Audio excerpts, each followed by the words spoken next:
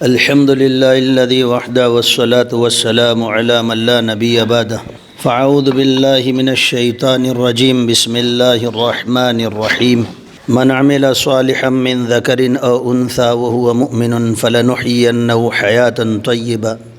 صدق اللہ العظیم۔ محترمہ مائیں بہنیں اور یہاں بیٹھنے والے بھائی لوگ، اللہ تبارک و تعالیٰ نے ہم کو دنیا کے اندر جنت بنانے اور جنت کمانے کے لیے بھیجا ہے، اور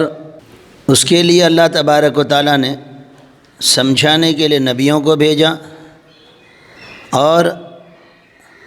آسمانی کتاب عطا فرمائی کہ جس کے ذریعے سے ہم اپنی جنت کو بنا سکیں۔ اللہ تبارک و تعالیٰ نے جو مذہب جو دین ہمیں عطا فرمایا ہے، اس میں جو کرنے کے کام ہیں، اس کو کرنے سے اگر وہ کام ہم کریں گے تو اللہ تبارک و تعالیٰ ہمیں کامیاب کریں گے اور دونوں جہاں کی فلاح اور دنیا اور آخرت کا نفع ملے گا۔ اور جن کاموں سے اللہ تبارک و تعالیٰ نے روکا ہے، اس سے رک جائیں گے تو بھی اللہ تبارک و تعالیٰ ہمیں دونوں جہاں میں کامیاب کریں گے اور نفع عطا فرمائیں گے۔ اللہ تبارک و تعالیٰ نے جن کاموں کے کرنے کو کہا ہے، ان کاموں کے اندر جو کام جتنا بڑا ہے، اس کام کے کرنے سے اتنا بڑا انعام ملے گا، اور جو کام باعتبار رکنے کے جتنا بڑا ہے، اس سے رکنے پر اتنا بڑا انعام ملے گا۔ اور اگر ہم نے کرنے کے کام کو چھوڑ دیا، نہیں کرنے کے کاموں کو کیا، تو وہ جتنا بڑا ہوگا اتنا بڑا نقصان ہم کو ہوگا۔ بہرحال اللہ تبارک و تعالیٰ نے یہ ضابطہ اور قانون بنایا ہے، اور دنیا کی زندگی ہماری مرد عورتوں کے بیلنس کے ساتھ اور دونوں کی سوجھ بوجھ اور دونوں کے انڈرسٹینڈنگ کے ساتھ، سمجھنے کے ساتھ گزرتی ہے۔ لیکن عامتاً یہ دیکھا گیا، یہ سنا گیا کہ جہاں مردوں کو دین پر چلنے کے اعتبار سے یا اللہ کے دین کی محنتوں کے اعتبار سے، خروج الی اللہ کے اعتبار سے، یا گھریلو ماحول دینی بنانے کے اعتبار سے، یا 100% یا شرعی پردہ کرانے کے اعتبار سے اگر کوئی بات کہی جاتی ہے تو وہ مرد حضرات یوں کہتے ہیں کہ عورتیں مانتی نہیں۔ اور پھر ہوتا بھی کچھ ایسا ہی ہے کہ کوئی مرد اگر مثال کے طور پر اگر گھر میں شادی آئی ہے اور کوئی مرد یوں کہوے کہ ہم سنت شریعت کے مطابق سادگی کے ساتھ اپنے گھر میں آنے والی شادی کو کریں گے، تو وہ عورت پہلے ہی کہہ دے گی کہ تم کو سمجھنا پڑے کہ بیٹے کی شادی ہے، ہمیں منگنی تو کرنی ہی پڑے گی اور مہنگے جوڑے تو لانے ہی پڑیں گے، بیوٹی پارلر میں جانا ہی پڑے گا، گھر خاندان والوں کو جوڑے بانٹنے ہی پڑیں گے، شادی بیاہ کے اندر صحرا، نکاح کے دن صحرا اور ڈی جے اور بینڈ باجا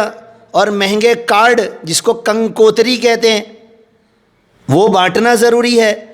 کتنی مرتبہ بسا اوقات ایسا ہوتا ہے کہ وہ مہنگا کارڈ پلاسٹک کی تھیلی میں ڈالا ہوا ہوتا ہے، پلاسٹک کی تھیلی تک نہیں کھولتے،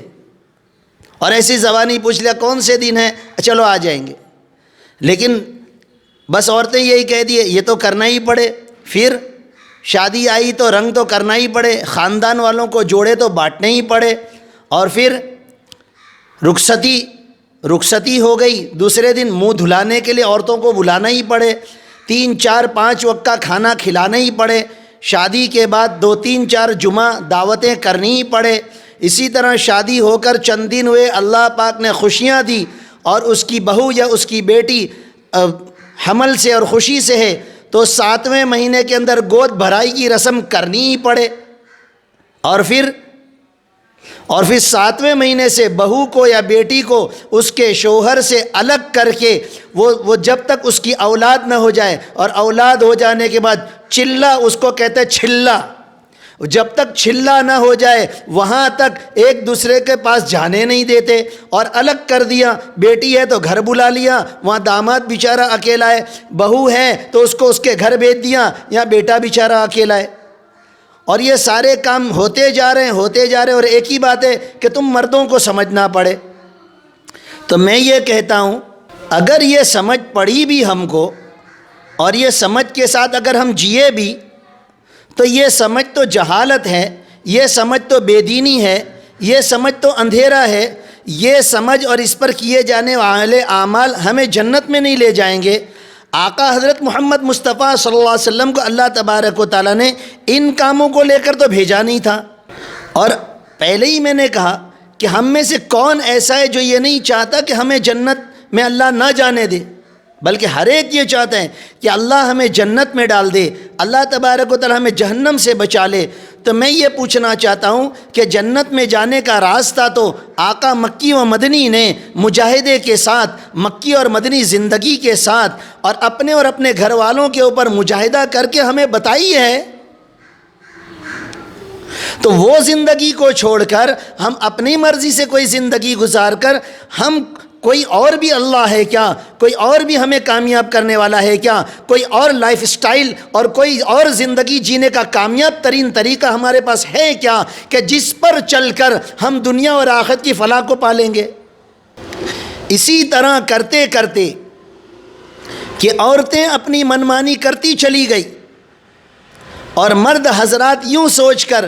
کہ مولانا زیادہ سمجھاتے تو گھر میں جھگڑے ہوتے ہیں، اس کے لیے ہم نے چھوڑ دیا۔ ویسے میں کوئی مردوں کی طرفداری نہیں کر رہا ہوں، میں ان کی سائڈ سپورٹنگ یا ان کا کوئی سرکاری وکیل بن کر نہیں آیا ہوں۔ میں تو یوں کہنا چاہتا ہوں کہ مرد حضرات اگر اپنی دینداری کو پختہ کرتے اور دین کی بات کو مضبوط پکڑتے تو اللہ کی ذات سے امید ہے کہ مائیں بہنیں بھی مانتی، لیکن وہ بھی تھوڑا کمزور رہا، لیکن پھر بھی اس کمزوری کے ساتھ بھی اگر اس نے گھر کی مستورات کو سمجھانا چاہا تو اس کو ایک ہی وزن والا اور کافی اور وافی جملہ کہہ دیا کہ تم کو یہ شادی بیاہ کے معاملے میں اور سماج کے ریت رواج میں تم کو سمجھنا پڑے۔ بہرحال اسی طرح ہوتے ہواتے پھر ہمارا سماج اور معاشرہ پورا کا پورا بگڑ گیا۔ جو کام ہم کو جنت کی طرف لے جانے والے تھے، اللہ کی رضا دلانے والے تھے، اللہ کی رحمتیں ہمارے پر اتروانے والے تھے، وہ سارے کاموں کو ہم نے بالائے طاق رکھ دیا، ان کاموں کو ہم نے چھوڑ دیا، اور اپنی مرضی سے ہم زندگی جی رہے ہیں۔ تو اپنی مرضی سے زندگی جی کر تو کوئی اللہ کی مرضی والی جنت میں جا نہیں سکتا۔ اللہ تبارک و تعالیٰ فرما رہے ہیں ان الذین آمنوا وعملوا الصالحات اولئک هم خیر البریہ، کہ ایمان والا مرد ہو، ایمان والی عورت ہو، اور پھر وہ اعمال صالحہ کرے، وہ خلائق میں سب سے بہتر ہے، وہ بڑھیا لوگ ہیں، وہ اونچے لوگ ہیں، اللہ تبارک و تعالیٰ کی رضا پائے ہوئے لوگ ہیں۔ اور عامل الصالحات کے اندر پوری شریعت، پورا دین، پورا مذہب آیا کہ ایمان لائے، اور پھر پوری کی پوری نیک اعمال، اللہ نے جتنے اعمال کرنے کے اتارے وہ سارے نیک ہیں، اور جتنے بد اعمال ہیں اس سے روکنے والی شریعت پوری کی پوری اتاری ہے۔ کوئی ایک ایسا عمل جو برا ہو اور شریعت نے نشاندہی نہ کی ہو، ایسا کوئی نہیں ہے۔ بہرحال میں آج جو بات سمجھانا چاہتا ہوں ماؤں بہنوں کو وہ یہ ہے کہ مرد عورت کے بیلنس سے اور ایک دوسرے کے سمجھنے سے اور انڈرسٹینڈنگ سے ہمارا سماج اور معاشرہ، ہمارا گھر، ہماری اولاد، ہماری بیٹیاں، یہ سب سدھر اور سنور سکتی ہے، اور ہم سب کے سب مرتے کے ساتھ ہی قبر ہماری جنت بنے، اور قبر سے نکلے تو اللہ تبارک و تعالی ہمارے لیے جنتوں کا فیصلہ کرے۔ اللہ تبارک و تعالی نے ایسی زندگی مردوں عورتوں دونوں کو دی ہے۔ اب عامتاً عورتوں کے اندر دینداری کی کمی پائی جاتی ہے، اور پھر سمجھانے والے سمجھائیں تو اس بات کو لیا نہیں جاتا۔ مثلا شادی کے موقع پر اگر عالم دین نے مردوں کو سمجھایا بھی اور عورتوں کو سمجھانے کا موقع نہیں ملا تو ایک ہی بات کہ بھئی وہ تو مولانا کہویں، اپنے گھر میں شادی ہے تو اپنا دیکھنے کا، اپنی برادری دیکھنے کی، اپنا خاندان دیکھنے کا. ہم ملک ہیں، ہم قریشی ہیں، ہم میمن ہیں، ہم گھانچی ہیں، ہم پٹیل ہیں، یہ ہم اپنی برادری کو دیکھ رہے ہیں. ارے سب سے پہلے ہم مومن ہیں، سب سے پہلے ہم مسلم ہیں، سب سے پہلے ہم آقا کے غلام ہیں، سب سے پہلے ہم اللہ کے بندے اور بندیاں ہیں. بہت ضروری ہے ہمارے لیے کہ جس طرح حضرت محمد مصطفیٰ صلی اللہ تعالی علیہ وسلم نے ہر فرد بشر کی فکر کی، مرد ہو یا عورت، ہر ایک کی فکر کی، اور آپ ہر ایک کے غم میں گھلے. اگر ابو لہب کے لیے اگر آپ نے ہاتھ اٹھائے ہیں تو ام جمیل کے لیے بھی میرے آقا نے دعا کی ہوگی. ہو نہیں سکتا کہ میرے رحمت والے نبی کی دعا کے اندر ابو لہب کا تذکرہ اگر ہو تو ام جمیل کا تذکرہ نہ ہو. میرے نبی نے مردوں کے لیے اگر فکر کی ہے اور ان کی جنتوں کے لیے، ان کو جنتوں کا راستہ بتایا ہو اور دونوں جہاں کی فلاح و بہبودی کا راستہ بتایا، تو میرے آقا سے قوی امید اور دلائل موجود ہیں اور سیرت اور تاریخ موجود ہے کہ آقا حضرت محمد صلی اللہ علیہ وسلم نے مسلمان عورتوں کے جنت میں جانے کے راستے اور طریقے اور سلیقے سکھائے اور بتائے ہیں. ہم کیوں اللہ تبارک و تعالیٰ سے ہم کیوں نہیں ڈر رہے ہیں؟ ہم کیوں اتنے بے باک ہو گئے ہیں؟ کیا ہم کو مرنا نہیں ہے؟ کیا مرنے کے بعد اللہ تبارک و تعالیٰ یہ جو ہماری مرضی والی زندگی کو کیا چلا لیں گے کیا؟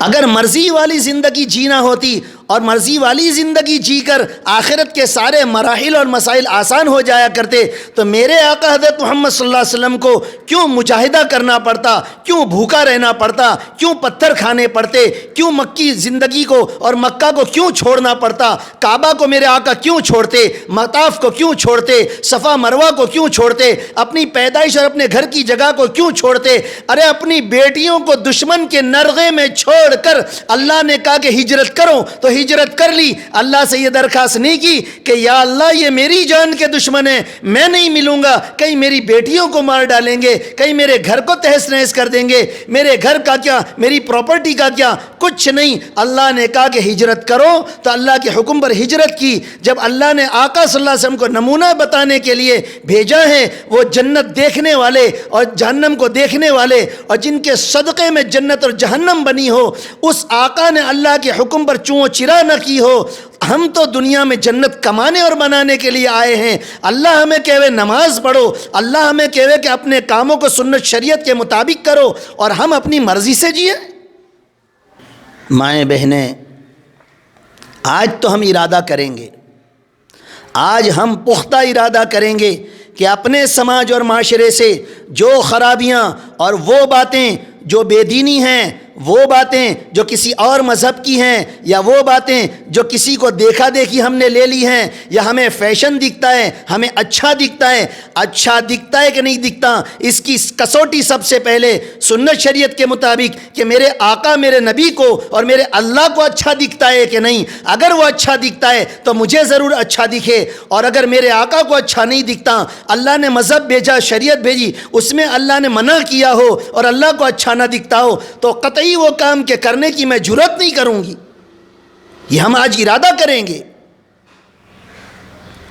ہم سماج سدھار یا اپنے سماج اور معاشرے کو اسلامی بنانا چاہتے ہیں، دینی بنانا چاہتے ہیں. ارے محنت بعد میں کریں گے، ارے کسی سے ملاقات بعد میں کریں گے، ارے کسی کو بعد میں سمجھائیں گے. سب سے پہلے آج کی اس مجلس میں ہم تو سمجھ لیں.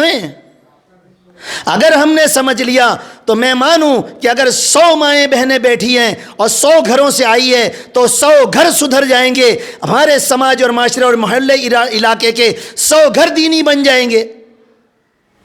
ان 100 گھروں پر کوئی محنت کی ضرورت نہیں پڑے گی. اگر آج ہم پختہ ارادہ کریں، ہم آخرت سے، ہم اللہ سے، ہم جہنم سے ڈر جائیں اور آخرت کے عذاب سے، اللہ کی ناراضگی سے ڈر جائیں. ارے آقا کا نمونہ ہمارے پاس نہیں کیا کہ طائف کے پتھر کھا کر لہو لہان ہو کر میرا نبی یوں کہتا ہے کہ اللہ تبارک و تعالی اگر آپ اب بھی راضی نہیں ہیں تو آپ کا راضی کرنا اس وقت تک ضروری ہے جب آپ راضی نہ ہو جائیں. یعنی میرے آقا یوں فرما رہے ہیں کہ میرے اللہ اتنے پتھر کھا کر بھی اگر راضی نہ ہو تو میں اس سے زیادہ پتھر کھانے کو تیار، میں اس سے زیادہ قربانی دینے کو تیار، میرے جسم کا ایک ایک قطرہ میں دینے کو تیار، لیکن آپ کی رضا یہ میرا مقصود ہے۔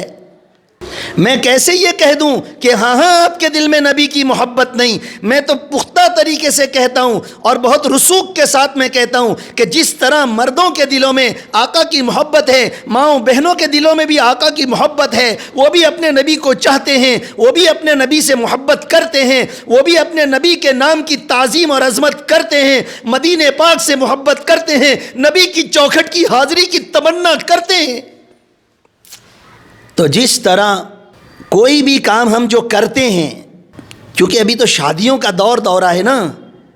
شادیوں کا دورہ ہے نا، شادیوں کی بھرمار چل رہی ہے، تو کوئی بھی کام جو ہم کر رہے ہیں یہ طے شدہ بات ہے، یہ حتمی بات ہے کہ ہمیں وہ پسند ہے، ہمیں وہ پسند ہے کہ کوئی اگر بینڈ باجا بلا رہا ہے، کوئی اگر بم پٹاخے پھوڑنے کی اجازت دے رہا ہے یا فورس کر رہا ہے کہ جا تو بھائی لے کے آ 50,000 کے 1,00,000 روپے کے لے کر آ، اور 50,000 کے تو یہاں پھوڑیو نے 50,000 کے، پھر جب وہاں پہنچ جاؤ نا تو وہاں سب کی نیند حرام کر دیو، اتنے پھوڑیو تم۔ تو ہم جو بھی کام کرتے ہیں وہ ہمیں پسند ہے تو کرتے ہیں، تو ہم یہ کیوں نہیں بتاتے کہ جب ہمیں آقا پسند ہے تو آقا کا طریقہ بھی پسند ہے، تو ہم آقا کے طریقے پر اپنی زندگی کو ڈھال دیں گے، زندگی میں آنے والی ہر خوشی اور غمی کو ہم اپنے آقا کے طریقے پر کر کے یہ بتائیں گے کہ ہمیں آقا کا طریقہ پسند ہے، ہمیں یہود کا، نصارہ کا، ہنود کا، من کی مرضی کا، ویسٹرن کلچر کا، بے پردگی کا اور عریانیت کا اور بدتمیزی کا اور بےہودگی کا اور اللہ کو ناراض کرنے والا کوئی طریقہ ہمیں پسند نہیں۔ تھوڑا سا ہی تو صبر کرنا ہے نا، تھوڑا سا ہی تو ہمیں یہاں پر اپنے آپ کو سنبھالنا ہے نا، اپنے جی کو، اپنے نفس کو تھوڑا سا ہی تو سنبھالنا ہے۔ کس طرح ہم اپنے بچے کو سمجھاتے ہیں، بیٹا تھوڑا سا محنت کر لے، بیٹا تھوڑا سا گریجویشن کر لے، بیٹا تھوڑا سا ITI کر لے، دیکھ پھر اکھی زندگی تیرے لئے راحت ہے۔ تو جس طرح ہم اپنی اولاد کو سمجھاتے ہیں، اپنے بچوں کو سمجھاتے ہیں کہ چند دن تیرے ٹف اور مجاہدے کے اور محنت کے ہیں، پھر اس کے ثمرے میں تیرے اکھی زندگی، تیرے 60 برس تک اگر اچھی نوکری لگ گئی تو 60 برس تک، ریٹائرمنٹ تک تیرے لیے راحت ہے، تیرے لیے آسانی ہے، پختہ جاب ہے، بڑی تنخواہ ہے، اور ریٹائر ہونے کے بعد بھی تیرے لیے پینشن ہے، نو ٹینشن ہے۔ تو جس طرح ایک اپنے بچے کو ہم سمجھا رہے ہیں، آقا نے اسی طرح تو سمجھایا کہ تھوڑا سا یا چھوٹی سی زندگی میں، ارے گریجویشن کے لیے ایک لمٹ ہے، ارے ITI کرنے کے لیے، ڈاکٹری کرنے کے لیے، انجینئرنگ کرنے کے لیے ایک کورس ہے کہ اتنا لمیٹڈ کورس ہے۔ ہماری زندگی کتنی ہے کچھ نہیں معلوم،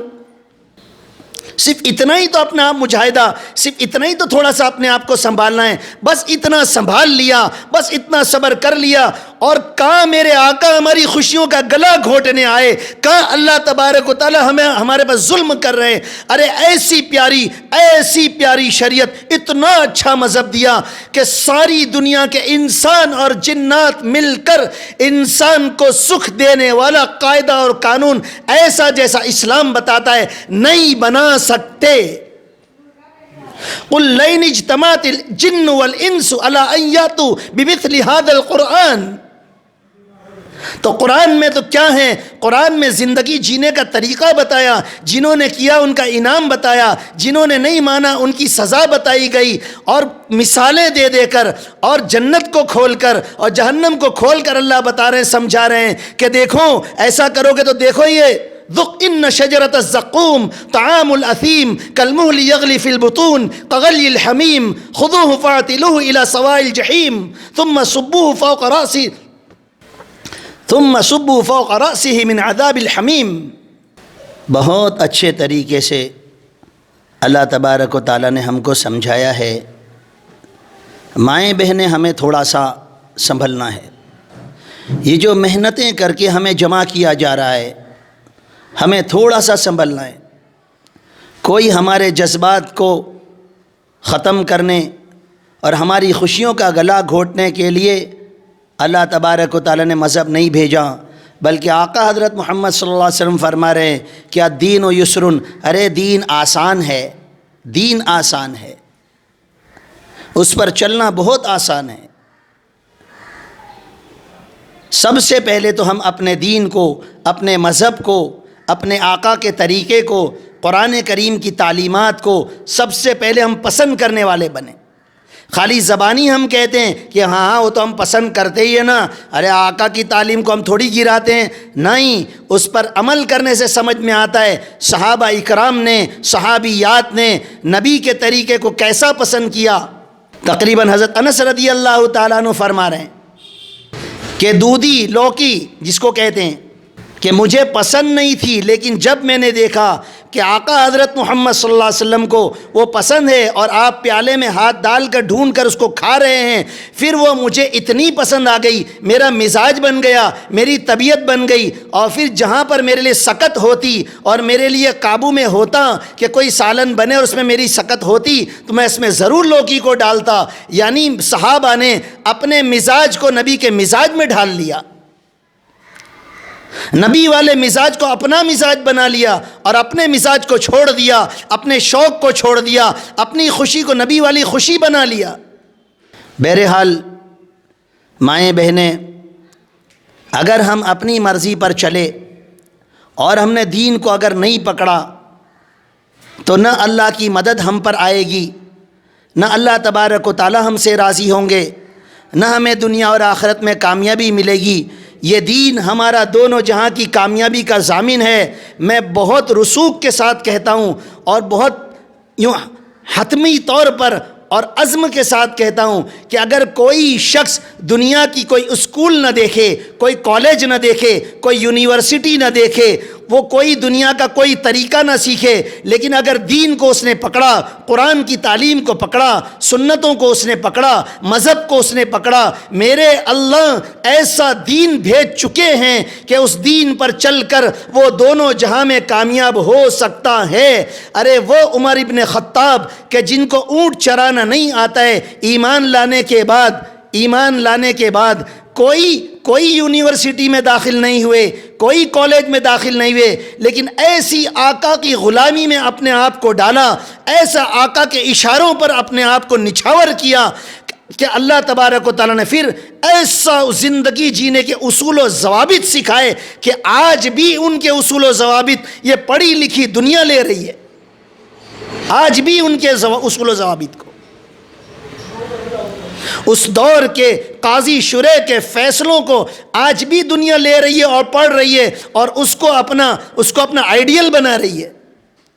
کوئی جان بوجھ کر تو اپنا نقصان نہیں کرتا، ہم دین کو چھوڑ کر بے شک اپنا نقصان کر رہے ہیں، بے شک ہم اپنی آخرت کو اور دنیا کو بگاڑ رہے ہیں۔ اللہ نے جو کچھ دیا ہے دین کے ساتھ اس میں برکت آئے گی، اس میں سکون آئے گا، اس میں ہم کو خوشیاں، حقیقی خوشیاں ملے گی۔ ازدواجی زندگی، کپل لائف جیسی اللہ تبارک و تعالیٰ نے قرآن کے ذریعے اور احادیث مبارکہ کے ذریعے سے ہم تک جو پہنچائی ہے اس کے اندر خوشیاں ہیں، برکت ہے، سکون ہے، اطمینان ہے، ترقی ہے، دونوں جہاں کی کامیابی ہے اور آل اولاد کا بننا ہے اور جنت ہے، جہنم سے بچنا ہے اور دشمنوں پر مدد ہے اور سکون والی نیند ہے اور ڈپریشن سے بچنا ہے، ٹینشن سے بچنا ہے۔ جو ہم چاہتے ہوں، ارے حکومت چاہتے ہوں، طاقت چاہتے ہوں، ترقی چاہتے ہوں، رافت چاہتے ہوں، جو چاہتے ہوں، سب کچھ میرے اللہ نے اس دین کے اندر رکھا ہے، اس لیے کہ جس اللہ نے ہمیں پیدا کیا اسی اللہ نے ہمیں سکون دینے کے لیے، کامیاب کرنے کے لیے دین دیا۔ ایسا ہو نہیں سکتا کہ کوئی مشین بنائے، کوئی گاڑی بنائے، کوئی کسی چیز کو بنائے اور اس کا انسٹرکشن نہ بھیجے، اس کو چلانے کا طریقہ نہ بھیجے، اس کو صحیح استعمال کرنے کا طریقہ نہ بھیجے، ایسا ہو نہیں سکتا۔ اسی لیے اس دھرتی پر سب سے پہلا قدم رکھنے والا کوئی شخص ہے تو وہ نبی ہے۔ اس لیے پہلے شخص کو نبی بنا کر بھیجا کہ نبی اللہ کی طرف سے علم لے کر آتا ہے، زندگی جینے کا طریقہ لے کر آتا ہے اور لوگوں کو نمونہ بتانے کے لیے آتا ہے۔ لہذا ایسا بھی نہیں کہ کچھ لوگ آئے پھر نبی کو بھیجا، نہ، ورنہ اتنے لوگ کیسے جیتے؟ یہ طے شدہ ہے کہ مرد و عورتوں کو جینے کے لیے وحی الہی اور اللہ کا دین اور اللہ کی طرف سے اشارے اور اللہ کی طرف سے رموز وہ ضروری ہے۔ اس کے بغیر انسان دنیا کی چیزوں سے فائدہ نہیں اٹھا سکتا، دنیا اور آخرت میں کامیاب ہو نہیں سکتا۔ جس طرح مرد حضرات ایک سماج اور معاشرہ ہمارا اسلامی بنے، دینی بنے، سنتوں والا بنے، کہ ہمارے علاقے سے کوئی گزرے تو فوراً سمجھ میں آ جاؤ کہ ہاں یہاں مسلمان رہتے ہیں، ہاں ہم نے اپنے مسلمان ہونے کی علامت وہ گندی علامتیں رکھی ہوئی ہیں کہ جس کے ذریعے سے ہماری بدنامی آتی ہے۔ اگر ہم وہ طریقہ جو اسلام نے جینے کا بتایا تھا اگر اس پر ہم جیتے تو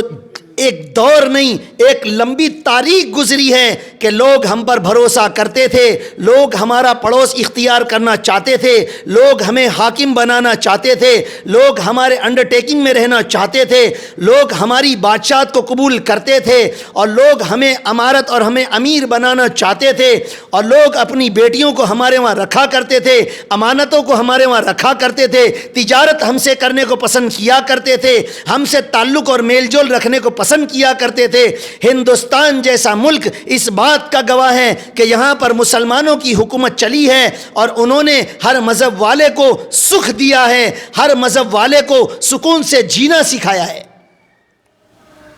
بلکہ مسلمان اس طرح جیتا تھا کہ لوگ ہماری زندگیوں کو دیکھ کر جو اسلام سے ناآشنا ہوتے تھے وہ پوچھتے تھے، ارے یہ زندگی جینے کا طریقہ تم کہاں سے لائے؟ ارے یہ سچائی تم کہاں سے لائے؟ ارے یہ امانت داری، دیانت داری اور آنکھوں کی شرم تم کہاں سے لائے؟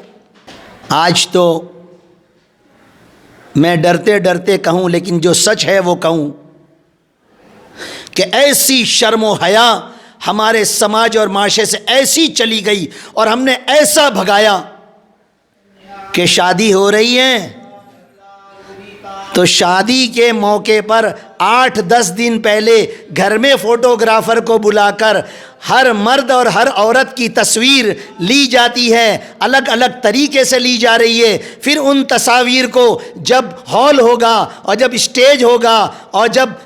پارٹی پلاٹ ہوگا وہاں بڑی اسکرین پر پھر وہ ساری گھر کی عورتوں کی تصاویر کو بتایا جائے گا، لو ہمارا کھانا بھی کھاؤ، ہماری عورتوں کو بھی دیکھو، ہماری بیٹیوں کو بھی دیکھو، دیکھو ان کے بال دیکھو، دیکھو ان کے چہرے دیکھو۔ ارے مسلمان وہ ہوتا ہے کہ اور وہ دور دور نہیں گزرا کہ جب شادی ہو کر بہو گھر میں آتی تھی پڑوس کی عورتیں بھی ہفتہ بھر تک یا کئی دن تک اس بہو کے دیکھنے سے دور رہتی تھی اور اس بہو کے دیکھنے کی تمنا کرتی تھی، وہ ایسا گھونگھٹ لگا کر وہ ایسی شرم و حیا کے ساتھ رہتی تھی۔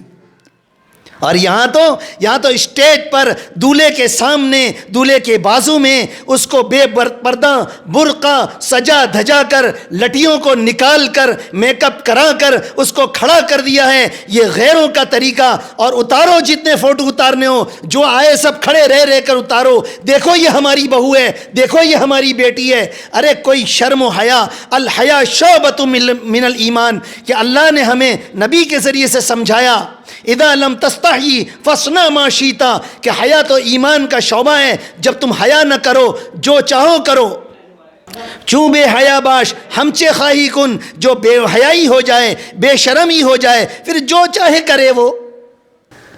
تو میں جو آج کہنا چاہتا ہوں، ماؤں بہنوں کو جو سمجھانا چاہتا ہوں، ہم کیوں اس کی طرف متوجہ نہیں ہوتے؟ ہم کیوں پردے کی طرف متوجہ نہیں ہوتے؟ اللہ کے بھیجے ہوئے احکام ہم دل میں کیوں نہیں بٹھاتے؟ کس کو دکھانا چاہتے ہیں؟ کس سے انعام لینا چاہتے ہیں؟ کون دینے والا ہے؟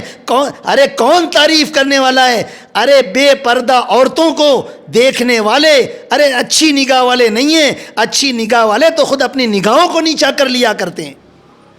مائیں بہنیں، ہم سب مل کر ایک پختہ عزم و ارادہ کریں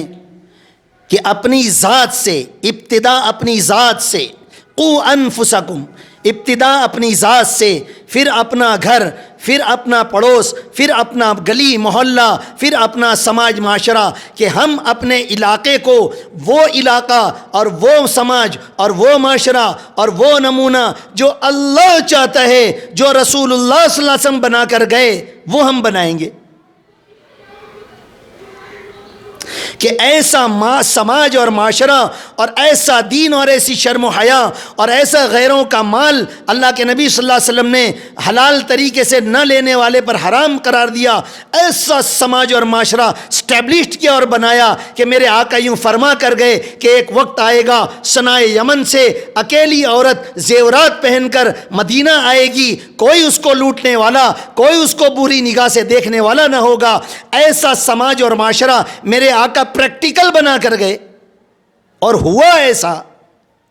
اور اس عورت سے کارگزاری لی گئی کہ تو اتنا لمبا سفر طے کر کے آئی، تو نے کیسا پایا مردوں کو؟ تو اس نے یوں کہا، میں نے مردوں کو نیچی نگاہ کرنے والا پایا، میں نے اپنی عمر والوں کو بھائی جیسا اور بڑی عمر کو باپ جیسا پایا. ہاں ہاں شیطان بہکاتا ہے، ہاں ہاں ہمارا نفس مچلتا ہے، تو اس میں کیا ہوا؟ میرے اللہ نے ہمیں امتحان کے لیے ہی تو بھیجا ہے. شیطان پر میرے اللہ کی چلتی ہیں، کوئی شیطان سے میرے اللہ بے بس نہیں ہے. وما انتم بمعجزین فی الارض، ہر ایک کو کہا، چاہے جنات ہو، چاہے انسان ہو، چاہے شیطان ہو، کوئی اللہ کو عاجز نہیں کر سکتا.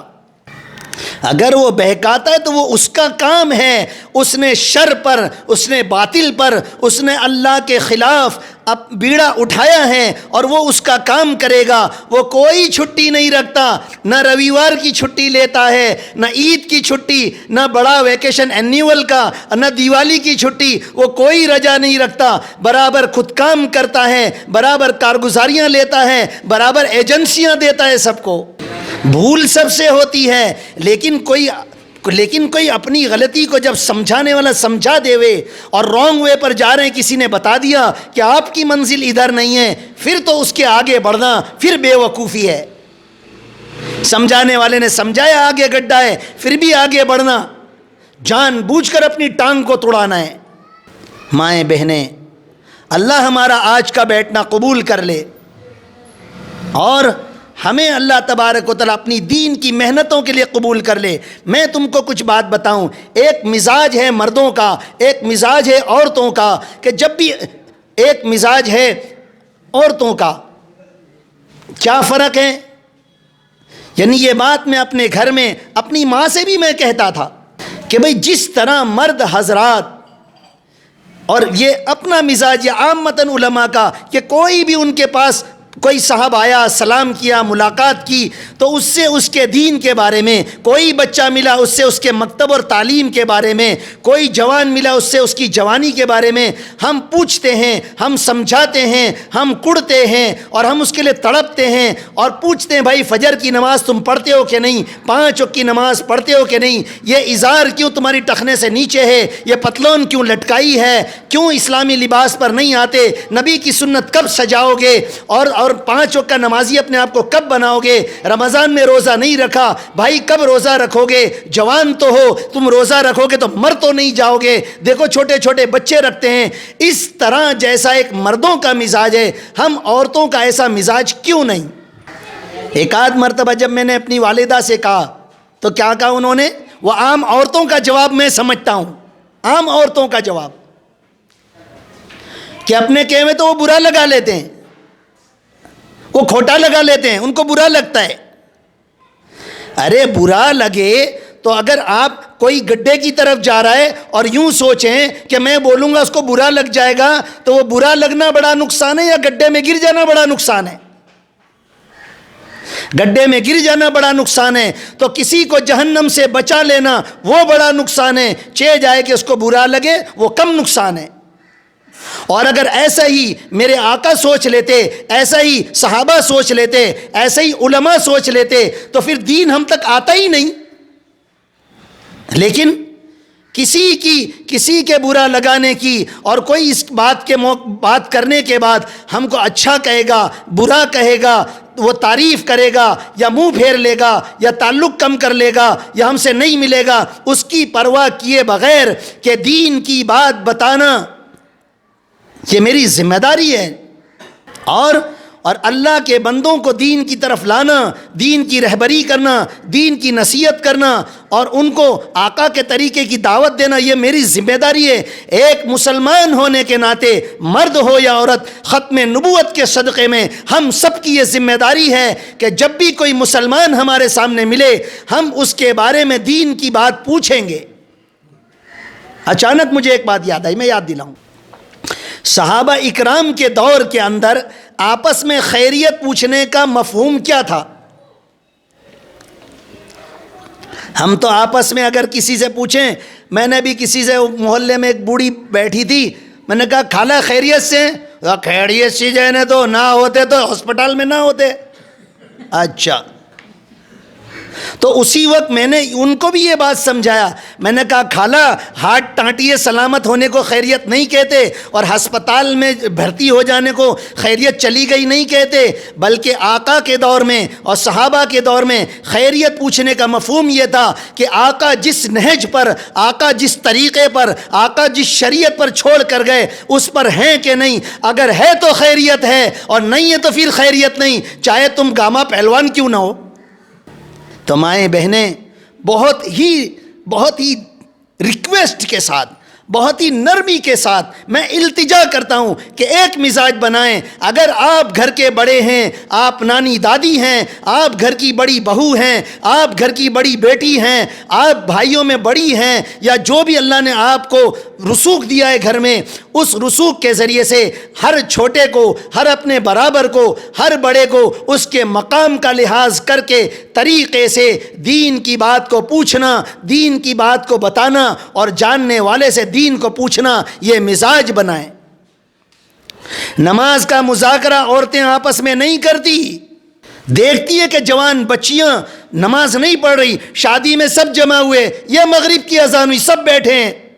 تو کوئی ایسا نہیں کہتا کہ نہیں بھائی مغرب کا فرض نماز ہے، آؤ ہم سب پڑھ لیں۔ کوئی اعلان تو کرے، کوئی بولے تو صحیح، کوئی اتےجت تو کرے، کوئی ترغیب تو دے، تو انکریج تو کرے، کوئی تو شیطان کی کمر توڑنے والی ایک آواز لگاوے کہ نماز کا وقت ہو گیا، وضو کا بھی انتظام ہے، مصلی کا بھی انتظام ہے، آؤ ہم اللہ کو سجدہ کر لیں، آؤ اللہ کو راضی کر لیں، آؤ وہ فریضہ اور وہ امانت جس کو اللہ نے آسمان و زمین اور پہاڑ پر سونپا، منع کر دیا انہیں، فَأَبَيْنَا أَن يَحْمِلْنَهَا کہہ دیا انہوں نے، اور ہم کو وہ امانت کے ادا کرنے کا وقت آیا، آؤ ادا کر لیں۔ بہت زیادہ اگر کوئی بہن دیندار ہے تو وہ اٹھ کے جا کے پڑھ لیتی ہے، لیکن وہ دعوت نہیں دیتی، وہ اعلان نہیں کرتی، ایک ہی بات برا لگے، ارے ایسے تو دسیوں آپ کی باتوں سے برا لگتا ہے، لیکن ہم کہاں وہ باتیں بند کر دیتے ہیں۔ اور اگر ہم نے طریقے سے سمجھایا، اس کے بعد بھی اگر کسی کو برا لگا تو وہ جانے، اس کا اللہ جانے۔ ہم اپنی ذمہ داری کو، دیٹ از آور رسپانسبلٹی، یہ ہماری ذمہ داری ہے، اس کو سمجھ کر ہمیں زندگی گزارنا ہے۔ لیکن ہم مدرسے کے بچوں کو پوچھتے ہیں، اب وہ 12 13 14 سال کا بچہ، بھائی فجر کی نماز دیکھ، بھائی تو فجر کی نماز نہیں پڑھے گا تو دیکھ بھائی قرآن کا حافظ بے نمازی کو نہیں بناتے ہم، یہ ہم نے اصول بنایا ہے، لہذا تو نماز کو آ۔ وہ کہتا ہے میرے ابا بھی نہیں پڑھتے، میری امی بھی نہیں پڑھتے، گھر میں کوئی اٹھانے والا ہی نہیں ہے، اب وہ کیسے نماز پڑھے؟ وہ جوان بچہ، وہ نوجوان بچہ، وہ 14 سال کا بالکل پھول جیسا بچہ، اب اس کو کوئی اٹھانے والا ہی نہ ہو تو وہ نماز کیسے پڑھے گا؟ ہم طاقت لگا کے کیسی طاقت لگاویں؟ پھر بھی ہم کہتے ہیں بھائی وہ تیرا ہیڈ ایک ہے اور وہ تیرا سبجیکٹ ہے، کوئی ہم تجھے اٹھانے نہیں آئیں گے، تو کچھ بھی انتظام کر لیکن تو فجر کی نماز کو آ، یوں کر کے ہم بات کو ولاتے ہیں۔ کتنا ضروری ہو اور کتنا یہ ضروری ہے کہ ہم اپنے گھر میں ایک نماز کا عام ماحول بنائیں، ایک تلاوت کا عام ماحول بنائیں، تعلیم کا ایک عام ماحول بنائیں۔ کیا ضرورت ہے ہمارے گھر میں گانا بجے؟ کیا ضرورت ہے ہماری جوان چھوکری ناچے اور وہ فیس بک اور واٹس ایپ پر گھنٹوں فون لے کر بیٹھے؟ وہ قرآن لے کے نہیں بیٹھ سکتی؟ دشمن کے بنائے ہوئے آلات پر تو اپنی اللہ کے دیے ہوئے نور کو وہ کمزور کر سکتی ہے، اور اللہ کے قرآن کو دیکھ کر آنکھوں کے نور کو بڑھا نہیں سکتی۔ یہ اکابرین سے، اللہ والوں سے مسلسل یہ بات چلی آئی کہ وہ جو چاہتا ہو اپنی آنکھوں کے نور کو بڑھانا چاہے، ان کو چاہیے کہ تلاوت قرآن کا اہتمام کرے۔ مائیں بہنیں، میں بھی آپ سے کہتا ہوں، میری بات بری لگے کھوٹی لگے تو 2 روٹی زیادہ کھا لیو، لیکن برائے مہربانی سچ یہی ہے، کڑوی دوائی اور چبھنے والا انجیکشن ہی ہم کو بیماری سے نکالے گا۔ انسان جس کو ہم انسان کہتے ہیں، تو جیسے کہ ایک شیر اور ایک شیر اس کے اندر شیر پن ہوتا ہے، ایسے انسان اور اس کے اندر ایک انسانیت ہوتی ہے۔ تو آقا حضرت محمد صلی اللہ علیہ وسلم کے تشریف لانے اور نبوت کے اعلان سے پہلے اور اس زمانے میں انسان تو تھے، انسانیت نہیں تھی کہ ایک انسان کو کیسا ہونا چاہیے وہ لوگ بھول گئے تھے۔ ایک مرد کو کیسا جینا ہے، ایک عورت کو کیسا جینا ہے، یہ آقا صلی اللہ علیہ وسلم نے باقاعدہ سکھایا کہ عبادت کیسے کرو گے، سخاوت کیسے کرو گے، دعوت کیسے کرو گے، نکاح کیسے کرو گے، ولیمہ کیسے کرو گے، مہمان کی مہمان نوازی کیسے کرو گے، کب تک کرو گے، کس طرح کرو گے، سفر کیسے کرو گے، عورتوں اور بچیوں کو کیسا رکھو گے، بچوں کو نمازی کب بناؤ گے، کس طرح بناؤ گے، نہیں پڑھتے تو ان پر کیا تنبیہ کرو گے، اور ان کو آقا کی محبت کس طرح ڈالو گے، وہ سارا میرے نبی نے سکھایا۔ گھروں کے اندر دینی لٹریچر، دینی تعلیمات، دینی کتابوں کو بسا کر دینی کتابوں کو پڑھنے کا مزاج بنائے۔ یہ کیا بےہودگی ہے، یہ کیا گندھا پن ہے، یہ کیا پاگل پن ہے کہ اٹھے چھٹے فون کو اٹھایا، اٹھے چھٹے انٹرنیٹ چالو کیا، اٹھے چھٹے ٹک ٹاک کو دیکھا، گھنٹوں انگلیاں گزارتے اور انگلیوں کو ہلاتے گھنٹوں گزر جاتے ہیں، پتہ نہیں چلتا، لڑائیاں ہو رہی، طلاقیں ہو رہی، کھانا نہیں پک رہا، گھر میں صحیح نظام نہیں جم رہا، اور دیوانے بنے ہیں فون کے اوپر۔ چھوٹے چھوٹے بچوں کو فون دے دیا۔ میں نے ابھی 2-4 دن پہلے دیکھا، ایک بچی بمشکل 6 یا 7 سال کی، بمشکل، اور وہ سائیکل چلا رہی ہے اور اس کے ہاتھ میں اتنا بڑا فون، جیسے کوئی بڑے کاروباری لوگ گاڑیاں چلاتے اور ہاتھ میں فون ہوتا ہے، اس طرح۔ میں نے پوچھا اپنے محلے میں، وہ بچی گزر رہی تھی کہ بھائی تو کہاں رہتی ہے، اس نے بتایا بہت دور رہتی ہوں میں۔ تو وہ اس طرح سائیکل کے اوپر 7 سال کی بچی اتنا بڑا فون لے کے جا رہی، اس کے گھر والوں کو ڈر نہیں اس کے ہاتھ میں سے کوئی فون چھین لے گا، ارے میری بچی کو کوئی اٹھا کے لے کے چلا جائے گا، ایسا تو مطمئن ہو گئے بے دینی پر۔ لہذا آنکھ کھول لیں ہم۔ وہ ایک مرتبہ ایک صاحب نے کوئی عجیب جملہ کہا، مجھے بہت ہنسی آئی اس پر۔ کیا کہہ رہے وہ؟ اس نے تو ایسے ہی مزاحیہ کہا، لیکن جملہ کتنا صحیح ہے۔ نیند میں سے اٹھا کے کیا کہا، ابے آنکھ کھول گھر ڈوبتا ہے نا؟ تو میں یوں کہوں کہ مائیں بہنیں، یہاں بیٹھنے والے بھائی لوگ، ارے آنکھ کھولیں، ہمارا سماج ڈوب رہا ہے، نبی کی سنتیں ڈوب رہی ہے، پوری شریعت ڈوب رہی ہے، کامیابی کا طریقہ ڈوب رہا ہے، اور شیطان اور اس کی طاقتیں اور اسلام دشمن طاقتیں وہ پختہ ہو کر، مجتمع ہو کر اسلام کو ختم کرنے پر آ رہی ہے۔ آنکھ کھولیں ہم۔ کب تک سوئیں گے؟ سورج نکل آیا، اب بھی سوئیں گے؟ غفلت، یہ تو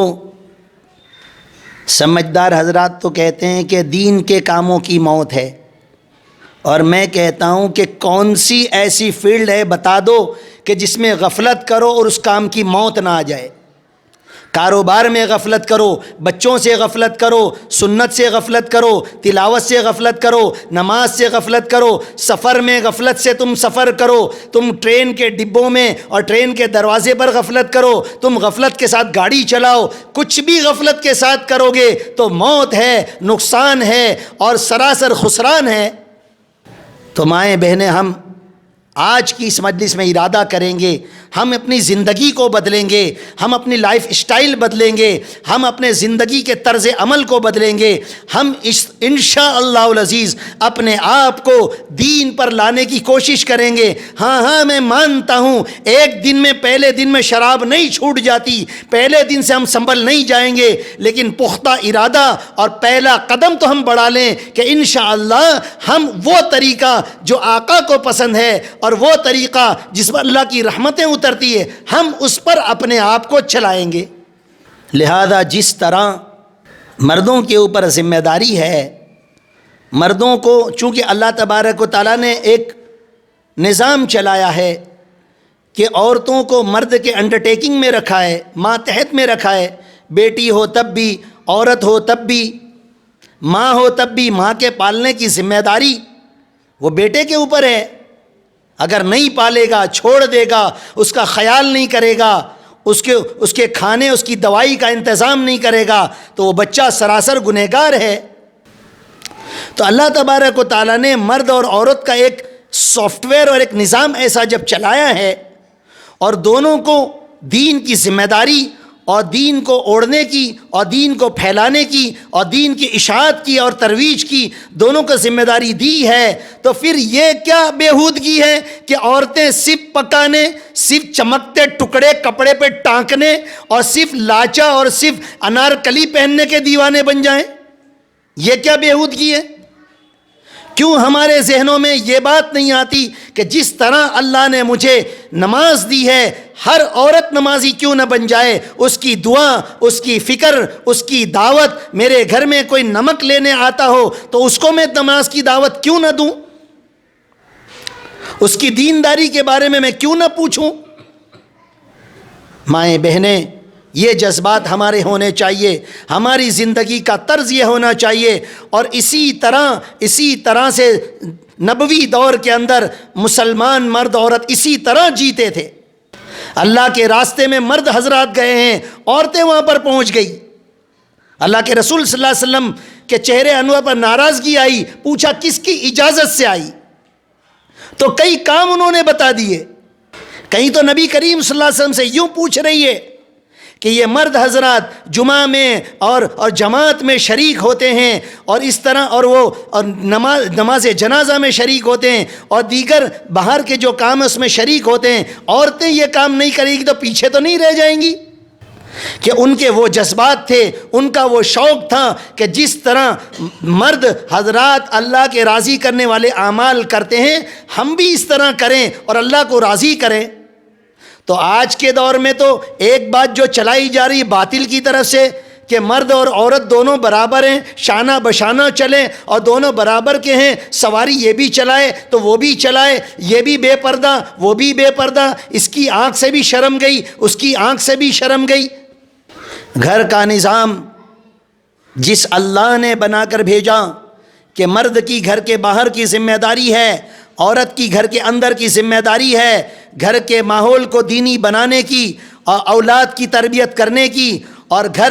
گھر کے ہر فرد کے زندگی میں اور دل میں اور دین اور اس کی زندگی میں دین کی محبت آئے اور دین پر چلنے کی معاونت، یہ عورت کی ذمہ داری ہے۔ اور جو عورتیں اپنے گھر کے مردوں کو دین کے کاموں میں اگر معاونت نہیں کرتی، اللہ تبارک و تعالیٰ فرما رہے ہیں عدو لکم فاحذروہم، وہ تمہاری دشمن ہے، تم ان سے بچو۔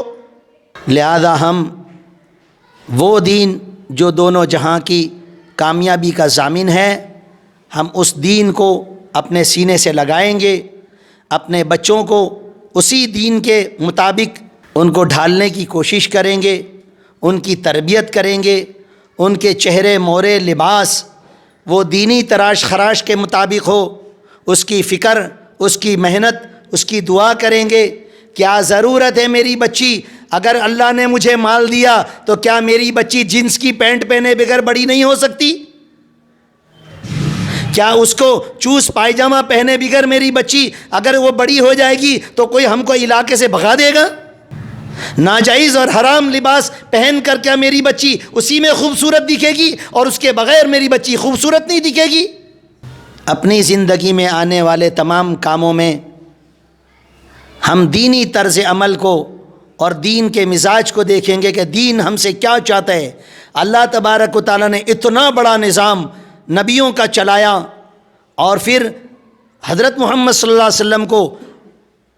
آخری نبی بنا کر آپ پر کتاب کو اتار کر اس کتاب کی حفاظت کی ذمہ داری لے کر اللہ پاک کیا چاہتے ہیں؟ اللہ پاک یہ چاہتے ہیں کہ اسی کے مطابق جی کر ہم دنیا میں بھی کامیاب ہو جائیں اور آخرت میں بھی کامیاب ہو جائیں۔ اور صحابہ چلے اس پر، اور جو چلا اس پر، کوئی ایک ایسا نہیں گزرا کہ جو دین پر چلا اور ناکام ہوا ہو، اور کوئی ایک ایسا نہیں گزرا جو بے دین ہوا اور کامیاب ہو گیا ہو۔ لہذا اللہ تبارک و تعالی ہم سب کو دین پر چلنے کی اور سنت شریعت کے مطابق زندگی گزارنے کی اور اپنے دین سے اور اسلامی طرز عمل کو پسند کرنے کی ہمیں توفیق عطا فرمائے، اور تمام زندگی میں آنے والے فنکشن، اوکیشن اور جتنے بھی سیلیبریشن ہیں ان تمام کو ہم اسلامی طرز پر کریں گے، چاہے ہم کو یوں لگے کہ ہم دنیا کے اندر مالدار ہونے کے باوجود کنجوس دکھیں گے، میرا اللہ مجھے دیکھ رہا ہے کہ ٹھیک ہے بس ہم اسی کے مطابق چلیں گے اور دنیا کے کہنے کی پرواہ نہیں کریں گے۔ اللہ تبارک و تعالی ہم سب کو کہنے سننے سے زیادہ عمل کرنے کی توفیق عطا فرمائے۔ وآخر دعوانا ان الحمدللہ رب العالمین۔ درود پاک پڑھ لیں، دعا مانگتے ہیں۔ بسم اللہ الرحمن الرحیم۔ اللہم صلی علی محمد النبی الامی وعلی آلہ وسلم تسلیما۔ یا رب لک الحمد کما ینبغی لجلال وجہک وعظیم سلطانک، لا الہ الا انت سبحانک انی کنت من الظالمین۔ ربنا آتنا فی الدنیا حسنۃ وفی الآخرۃ حسنۃ وقنا عذاب النار۔ یا اللہ یا رحمان یا رحیم، یا اللہ یا حفیظ یا سلام، اللہم انا ندعوک اللہ وندعوک الرحمن وندعوک البر الرحیم وندعوک باسمائک الحسنى كلها ما علمنا منها وما لم نعلم۔ اللہم اغفر لنا وارحمنا۔ الہ العالمین معاف کر دیجئے، مولا کریم گنہگار ہیں، خطا کار ہیں، مولا سیاہ کار ہیں، مولا مجرم ہیں۔ آپ ہمارے اللہ ہیں، آپ ہمارے رب ہیں، آپ ہمارے مولا ہیں۔ اللہ تبارک و تعالیٰ آپ ہمارے پالنے والے، آپ ہمارے رکھے وال، آپ ہمارے مالک، آپ ہمارے اللہ ہیں۔ اور میرے مولا، جس طرح ایک رکھے وال کی، ایک مالک کی، ایک پالنے والے کی ذمہ داری ہوتی ہے، میرے مولا آپ نے ہمیں اس تمام ذمہ داریوں کے ساتھ پالا، ہمیں نبی دیا، ہمیں کتاب دی، ہمیں دنیا کے اندر آپ کی تعارف اور پہچان کی نشانیاں دی ہے۔ میرے